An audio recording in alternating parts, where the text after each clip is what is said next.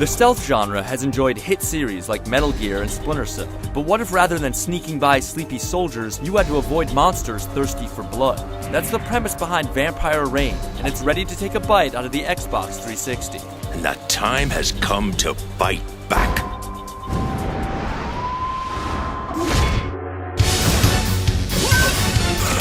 As a member of an elite government squad, it's John Lloyd's duty to protect America from the vampire-like creatures called Nightwalkers that are rapidly taking over cities across the country. Lloyd and his squad have one rainy night to eliminate the city's prime walkers, rescue a kidnapped professor, Professor Foley? and search for clues to reveal the true nature of the Nightwalker threat. There are enough hints dropped to string players along, but the story is full of mission setups that make no sense from a plot standpoint. Why do vampires bother to kidnap your partner when they're quick to kill anyone else? And why does a game called Vanpaia Rein make you feel stupid for calling the creatures vampires? What do you think they are? Modern-day vampires? Well, if the shoe fits. You heard the Colonel, Lloyd. You think you can handle the antenna on your own? Yeah, I'll take care of it. The game consists of over 20 story missions, with extra tutorial and trial missions in between. Most missions require you to find your way from point A to point B without being spotted, often forcing you to go in the opposite direction to climb over several rooftops and circle around. You usually have to die a few times to find the right path, as you often alert Nightwalkers that you just didn't know were there. The tutorial and trial missions are mostly useless.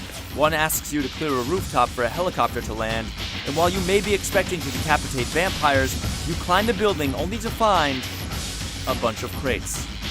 The entire goal of the mission is to actually shoot crates.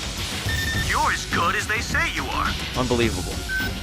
The main game lasts around 20 hours, but most of that is due to the painful trial and error gameplay.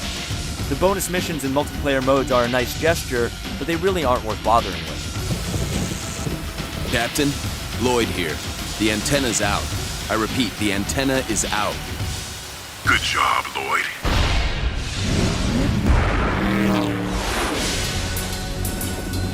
The stealth gameplay in Vanpaia Rein is as basic as it gets. You don't have any detection meters to watch, and sticking to the shadows doesn't help. You simply have to stay out of the vampire's cone of vision to keep from being spotted. If you stay in its line of sight for too long, you'll be attacked. Nightwalkers are formidable opponents. They run like linebackers, jump to rooftops, and can kill you with just one blow. Plus, since it can take 20 rounds to kill an enemy, your handgun and rifle aren't much use, forcing you to avoid conflict most of the time. Some missions give you access to sniper rifles and shotguns, which are both effective weapons.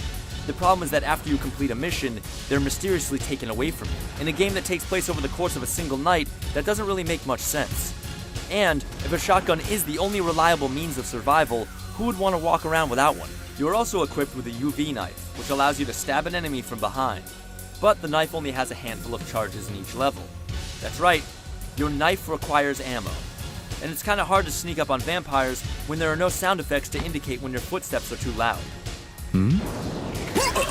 When standard enemies can kill with a single hit, you'd expect boss battles to be nearly impossible. But the Prime Walkers in Vanpaia Rein are easy to read pushovers. Edward, the game's first boss, carries a shotgun, but he prefers to walk over to kick you, obliviously stepping onto brightly lit mines in his path. When he does bring out the firepower, his attack pattern is so robotic and obvious that it's downright comical.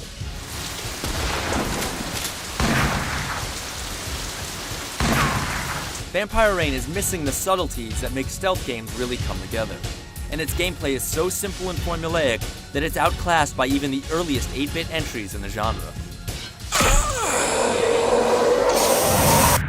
There's an overwhelming number of issues with Vanpaia Rein. While we'd like to go into detail about how obviously this game rips off Splinter Cell, or how later missions send you through earlier levels backwards, there isn't enough time for all the complaints.